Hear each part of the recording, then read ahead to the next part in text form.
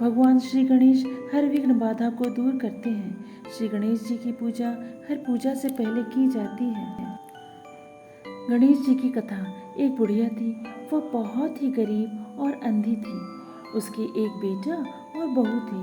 वह बुढ़िया सदैव गणेश जी की पूजा किया करती थी। एक दिन गणेश जी प्रकट होकर उस बुढ़िया से बोले, बुढ़िया माँ, तू जो चाहे सो मांग ले। बुढ़िया बोली, मुझे तो मांगना नहीं आता, कैसे और क्या मांगूं? तब गणेश जी बोले, अपने बहू बेटे से पूछकर मांग ले। तब बुढ़िया ने अपने बेटे से कहा, गणेश जी कहते हैं तो कुछ मांग ले, बता मैं क्या मांगूं? पुत्र ने कहा, माँ तू धन मांग ले। बहू से पूछा तो बहू ने कहा, नाती मांग ले। तब बुढ़िया ने सोचा कि ये तो अपने अपने मतलब की बात कह रहे हैं। अतः उस बुढ़िया ने अपने पड़ोसियों से पूछा तो उन्होंने कहा, बुढ़िया तू तो थोड़े दिन जिएगी, क्यों तू धन मांगे और क्यों नाती मांगे? तू तो अपने आंखों की रोशनी मांग ले, जिससे तेरी जिंदगी आराम से कट जाए। इस पर बुढ़िया बोली, यदि आप प्रसन्न हैं तो मुझे 9 करोड़ की माया दे, निरोगी काया दे, अमर सुहाग दे, आंखों की रोशनी दे, नाती दे, पोता दे और सब परिवार को सुख दे और अंत में मोक्ष। यह सुनकर तब गणेश जी बोले, बुढ़िया माँ, तूने तो हमें ठग लिया, फिर भी जो तूने मांगा है वचन के अनुसार सब तुझे मिलेगा। और यह कहकर गणेश जी अंतर्धान हो गए। उधर बुढ़िया माँ ने जो कुछ मांगा वह सब कुछ मिल गया। हे गणेश जी महाराज, जैसे तुमने इस बुढ़िया माँ को सब कुछ दिया वैसा ही सबको देना। बोलो गणेश जी की जय। हरषष्ठी व्रत कथा 1। तालाब का महत्व। एक राजा थे। राजा जो भी तालाब या कुआं अपने राज्य में खुदवाते उसमें पानी नहीं आता था। लोग कहते थे कि राजा पापी है, इसीलिए उनके खुदवाए तालाब में पानी नहीं आता था। राजा परेशान रहने लगे। सोचे क्यों न एक बड़ा तालाब खुदवाया जाए। राजा ने एक बड़ा तालाब खुदवाया, उसमें भी पानी नहीं आया। राजा निराश हो गए और अंदर ही रहने लगे। कहीं बाहर नहीं निकलते थे कि लोग उनके बारे में बातें न बनाएं। एक दिन की बात है, राजा के यहाँ एक साधु आए। सेवकों ने साधु को भिक्षा दिया तो साधु ने भिक्षा लेने से इनकार कर दिया और राजा से मिलने की इच्छा जाहिर की। सेवकों ने सारा हाल कह सुनाया कि किस कारण राजा ने निकलना बंद कर दिया है, परंतु साधु की इच्छा अति तीव्र थी, सो राजा को आना ही पड़ा। राजा ने कहा, बहुत दुखी हूँ महाराज, कोई उपाय बताइए। साधु ने कहा, उपाय बहुत कठिन है। बैल का जोड़ा और पहला जन्मा लड़का काटकर तालाब में डाल दीजिए, पानी आ जाएगा।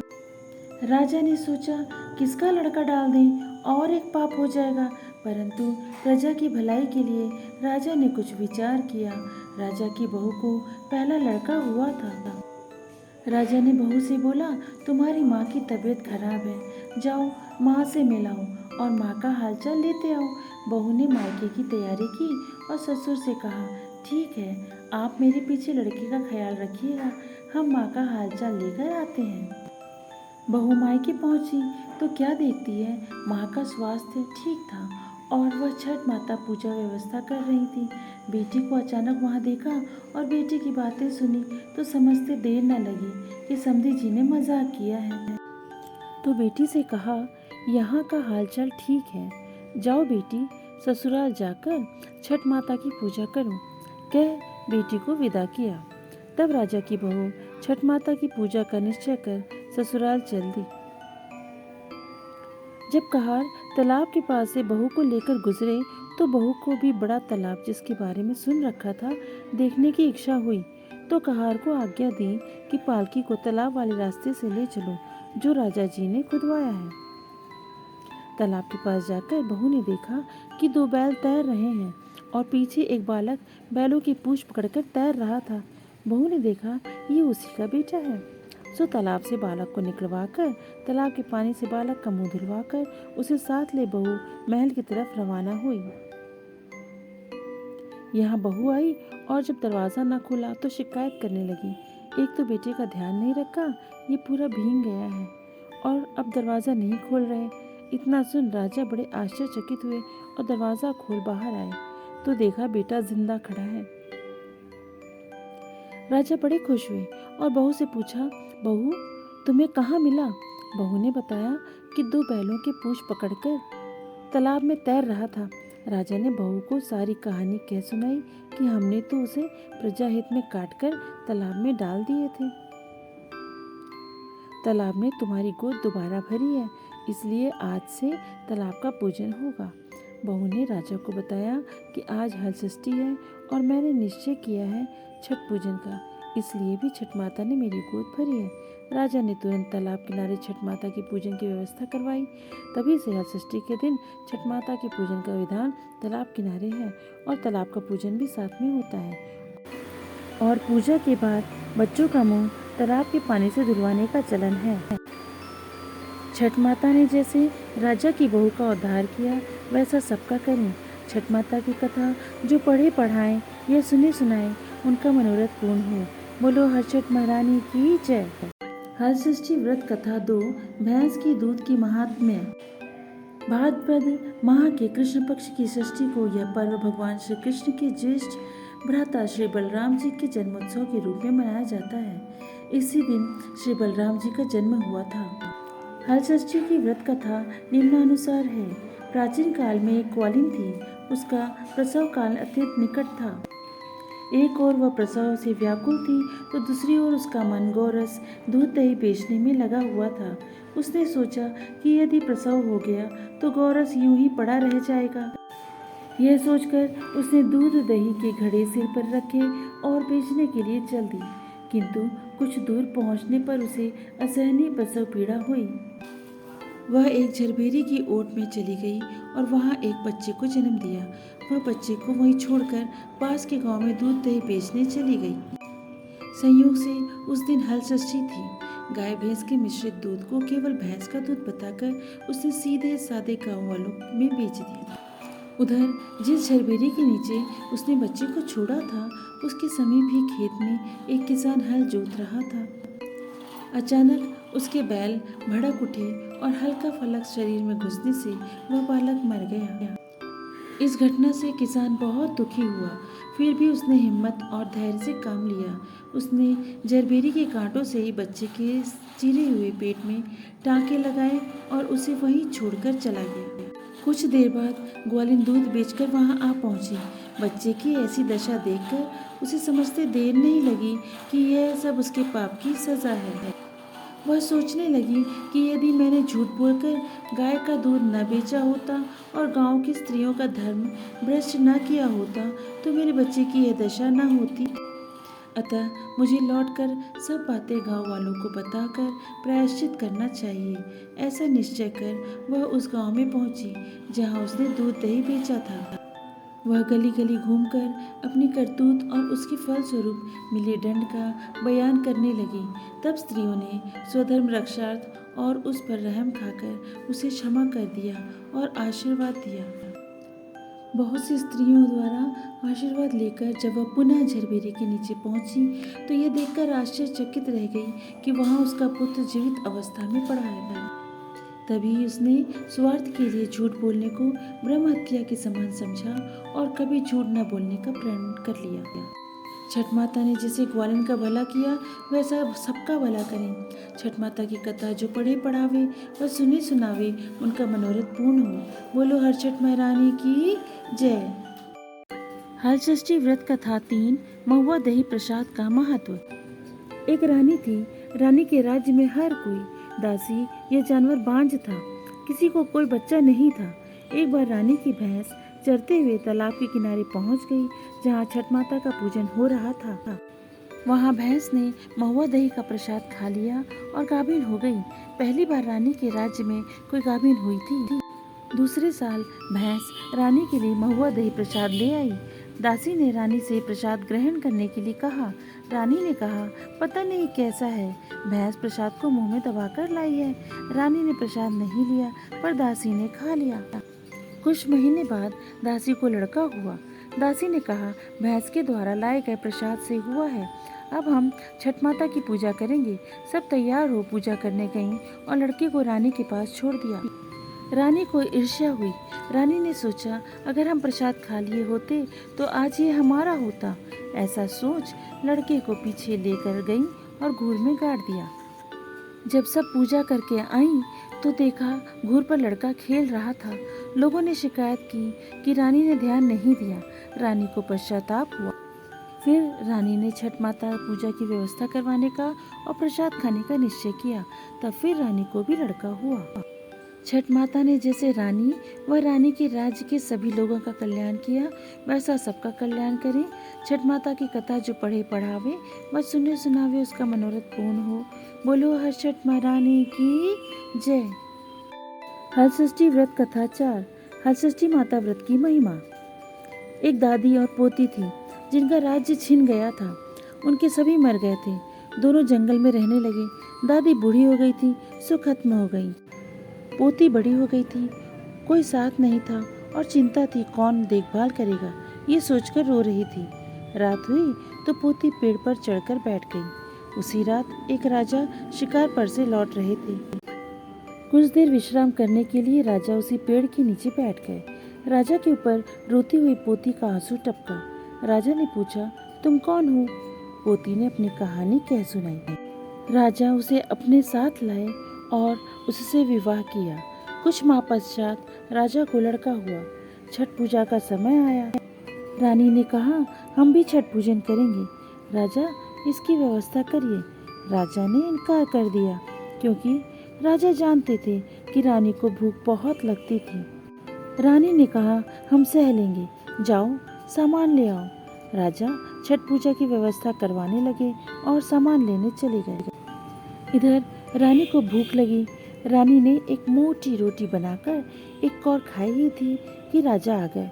तो रानी ने झट रोटी अपने तकिए के नीचे छिपा दी कि राजा देख ना सके। लेकिन कौतूहलवश राजा तकिया के नीचे देखने लगे कि रानी ने क्या छुपाया है। रानी छठ मैया को मनाने लगी कि मैया, हमारी इज्जत रख लो। रानी द्वारा छुपाई गई रोटी सोने की हो गई। राजा ने देखा तो पूछा, कहाँ से आई? तो रानी ने मायके का नाम ले लिया। राजा ने पूछा, जब तुम्हारा तो कोई नहीं तो कहाँ का मायका? राजा की इच्छा हुई रानी का मायका देखने की, सो चल दिए। रानी ने सोचा, कहाँ का मायका? मायका तो कोई है नहीं, राजा को क्या दिखाएं? ऐसा सोचते हुए रानी राजा के साथ जा रही थी कि रास्ते में चलते चलते रानी को एक सांप मिला। रानी ने सांप से कहा, हे नाग देवता, हमें काट लो, ना हम रहेंगे ना हमें राजा को मायका दिखाना पड़ेगा। नाग ने कहा, आगे एक महल मिलेगा, वहाँ तुम्हें माता पिता सब मिलेंगे, सारे रिश्ते मिलेंगे, जब तक चाहे मायका मान वहाँ रहना। लेकिन एक बंद कमरा होगा, उसे नहीं खोलना। रानी को आगे उनका मायका मिला। राजा का खूब स्वागत सत्कार हुआ। राजा काफी समय वहाँ रहे। फिर एक दिन रानी से कहने लगे, अब अपने राजमहल लौटने का समय हो गया है। रानी ने सोचा, क्यों न लौटने से पहले एक बार महल घूम ले। रानी ने सारा महल देखा। रानी को बंद कमरा भी मिला। रानी ने जिज्ञासावश बंद कमरा खोल दिया। वहाँ पर रानी ने देखा एक टोकरी औंधी पड़ी है। रानी ने जब टोकरी उठाया, उसमें सांप का परिवार, उनके 8 बच्चे निकलने लगे। रानी ने डर के मारी टोकरी छोड़ दी, जिस वजह से सांप के एक बच्चे की पूंछ कट गई। रानी की विदाई हुई और रानी राजा के साथ अपने राजमहल की ओर चल दी और साथ में चल दिया पूंछ कटा सांप।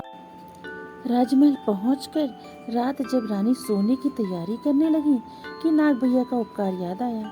फिर एक प्याला दूध रखकर रानी बोली, दिया घर बाती बाती, नाग बाढ़े नागिन बाढ़े, उनके सारे बच्चे बाढ़े, बच्चों का परिवार बाढ़े, भौजी का सुहाग बाढ़े। फिर पूंछ कटे भैया की याद आई तो रानी बोली, बाढ़ा डोला भैया बाढ़े। ऐसा सुनकर नाग के बच्चे ने सोचा, हम इसे काटने आए थे, पर ये तो हमारी जिंदगी की कामना कर रही हैं, इन्हें हम कैसे काट सकते हैं। ऐसा सोचकर वह जो रानी को काटने आया था, बिना काटे ही वापस चला गया। छठ माता ने जैसे रानी का भला किया, वैसा सबका करें। छठ माता की कथा जो पढ़े पढ़ाएं या सुने सुनाएं, उनका मनोरथ पूर्ण हो। बोलो छठ महारानी की जय। हरषष्ठी व्रत कथा 5। शिव पार्वती की महिमा। एक बूढ़ा था। सबके खेत के खीरे सूख जाते थे, लेकिन बूढ़ा अपने खेत की खूब देखभाल करता था, तो उसका खीरा खूब हरा भरा रहता था भादों तक। जब हलचट आती थी तो लोग चढ़ाने के लिए मांगते थे, तो बूढ़ा खूब महंगा देता था। अगर कोई सस्ता करने को कहे तो गाली गलौज करता था। इस तरह उसके खेत में खूब सारे खीरे रहते थे। एक दिन यहाँ से शंकर पार्वती निकले तो उन्होंने देखा कि यह खेत खूब हरा भरा है और बाकी सब खेत सूखे, बस इसी में खूब खीरे हैं। पार्वती जी ने शंकर से कहे, इसमें खूब खीरे हैं, चलो लेकर चलते हैं। तो शंकर जी ने कहा, एक भी खीरा मांग कर देखो, कितना गाली देगा। पार्वती जी ने कहा, चलिए देखते हैं। बूढ़ा अंदर बैठा था। पार्वती जी आई, बोली, तुम्हारे खेत में तो बहुत अच्छे अच्छे खीरे हैं, 2-4 हमको भी दे दो। तो बूढ़ा चिल्लाने लगा, यहाँ मुफ्त का नहीं मिलता। कितना पैसा लाई हो? 1 अशर्फी का 1 मिलेगा। तो पार्वती जी ने हंसकर कहा, बाबा मेरे पास तो पैसा नहीं है। तो बूढ़ा चिल्लाने लगा, तो एक भी खीरा नहीं है हमारे पास। पार्वती जी ने कहा, खेत में फला तो है बाबा खीरा। उसने कहा, कहाँ है? पार्वती जी ने कहा, बाबा जहाँ बैठे हो वहाँ भी आपके पास इतना खीरा रखा हुआ है। तो बूढ़ा गाली बकने लगा कि खीरा नहीं है, ठेंगा है, ठेंगा ले लेना, अंगूठा दिखा दिखा कर। पार्वती जी ने कहा, बाबा जब आपके पास ठेंगा है तो हम ठेंगा नहीं ले सकते, तुम जो बोल रहे हो सब वही हो जाएगा। बाबा ने देखा सब जगह ठेंगा ही लगा हुआ है और जो उसके पास रखा था शरीर में चिपक कर ठेंगा का रूप ले लटक गया। पार्वती जी ने सोचा था कि अभी इसको मजा चखा कर लौटेंगे तो उसको शाप से मुक्त कर देंगे, पर वो भूल गई, फिर आई नहीं। थोड़े दिन बाद जब उधर से फिर वो निकली तब देखा कि उस खेत में अजीब सा कुछ फला हुआ है। तो शंकर जी से बोली, देखो इस खेत में क्या फला हुआ है, बड़ा बेकार दिख रहा है। शंकर जी बोले, भूल गई, तुम्ही ने तो बूढ़े को शाप दिया था। तो पार्वती जी को याद आया। आई पार्वती जी बूढ़े के पास, बूढ़े से कही कि बाबा खेत में बड़ा खीरा फला है, दे दो 2-4। बाबा ने कहा, खीरा कहाँ है? एक देवी आई थी, वही शाप दे गई, हम तो निकलते ही नहीं शर्म के मारे। पार्वती जी बोली, बाबा आपके पास भी तो रखा है इतना सारा खीरा। बाबा ने कहा, अरे जहाँ जहाँ रखा है ले लो, जिसको लेना है। पार्वती जी ने फिर कहा, बाबा देखो तो आपके पास भी खीरा रखा है। तो बाबा ने देखा सही में खीरा रखा है, तो झट वहाँ से हट गया और कहा, जिसको जहाँ से जितना जितना खीरा लेना है ले लो। तब से बाबा खीरा को बेचते नहीं थे, पूजा पाठ में देते थे, जिसको मन हो पैसे दे जाए या ना दे जाए। जैसे माता ने बाबा का कल्याण किया वैसा सबका करें। कथा जो पढ़े पढ़ावे और सुने सुनावे, उनका मनोरथ पूर्ण हो। बोलो हलषष्ठी माता की जय। हलषष्ठी व्रत कथा 6। छठ माता का आशीर्वाद। एक औरत थी, उसको कोई बच्चा नहीं था। वह रोज षष्ठी माता की पूजा करती, हाथ जोड़कर गिड़गिड़ाती थी, माँ मुझे एक बच्चा दे दो। पर रोज माँ का यही जवाब था, तेरे नसीब में बच्चा नहीं है, मैं नहीं दे सकती। फिर वो औरत माता से हाथ जोड़कर बोली, माँ मुझे एक बच्चा दे दो, भले बाद में ले लेना। फिर माता जी बोली, ऐसा बोलती हो तो मैं दुनिया में खोजूंगी, अगर किसी को बच्चा नहीं चाहिए होगा तब मैं उससे लेकर तुम्हें दे दूंगी। फिर माता जी खोजने निकली। कुछ भाई बहन खेल रहे थे। माता जी ने उनसे पूछा, तुम्हें भाई बहन चाहिए कि नहीं चाहिए? उन बच्चों ने कहा, हम और भाई बहन पाएं तो ले लें। फिर माता जी आगे बढ़ी। एक औरत बोल रही थी, जिसका बच्चा बीमार था, हे देवी देवता इसको ठीक करो तो रखो, नहीं तो ले लो तो अच्छा, पर मेरा बच्चा जहाँ रहे इसकी इच्छा पूरी हो। बच्चा बरसात में धूल मांगे तो इसे खेलने को मिले, ये ठंडी में आम मांगे तो खाने को मिले, गर्मी में सोने के लिए शीतल छाया मांगे तो मिले। माताजी सुन ली तो उस बच्चे को लेकर उस औरत को दे दी जिस औरत को बच्चा नहीं था। फिर माताजी उस औरत से बोली, इसका सब शौक पूरा करना। बरसात में धूल मांगे तो खेलने को देना, ठंडी में आम मांगे तो खाने को देना, गर्मी में शीतल छाया मांगे तो सोने को देना। औरत बोली, माताजी मैं इसका सब शौक पूरा करूंगी। उस औरत को बच्चा हो गया। उसने बच्चे के सारे शौक पूरे किए। बच्चा होने पर माताजी बच्चा मांगने आई। कही, तूने कहा था बच्चा ले लेना, तो बच्चा मुझे दे दो। वह औरत बोली, माताजी दूध छोड़ देगा तो ले लेना। बाद में माताजी फिर आई। जब बच्चे ने दूध छोड़ दिया, वह औरत बोली, माताजी जनेऊ कर दूंगी तो ले लेना। इस तरह जब जनेऊ पूरा होने पर माताजी बच्चे को लेने फिर आई तो उस औरत ने कहा, माताजी इस बच्चे की शादी कर दूं तो ले लेना। उस औरत ने बच्चे की शादी की और बहू लाई और बहू को पहले ही सिखा दिया कि 6 माता आएंगी, सबसे पहले उनका पाँव छूकर आशीर्वाद लेना। कहने के मुताबिक बहू ने सबसे पहले 6 माताओं का पाँव छुआ तो माताजी ने कहा, सौभाग्यवती हो जा। फिर माताजी ने उस औरत से बच्चा मांगा। तब वह औरत बोली, माताजी अब तो मेरा नहीं रहा, बहू का हो गया, बहू से मांग लीजिए। माताजी ने बहू से मांगा तो बहू ने कहा, हमें सौभाग्यवती कही हो, सुहाग दे दो, ले जाओ। सृष्टि माता हंसकर बोली, मैं भक्तों से हार गई। छठ माता ने जैसे उस औरत का भला किया वैसा सबका करें। कथा जो पढ़े पढ़ावे, सुने सुनावे, उनका मनोरथ पूर्ण हो। बोलो हर सृष्टि माता की जय।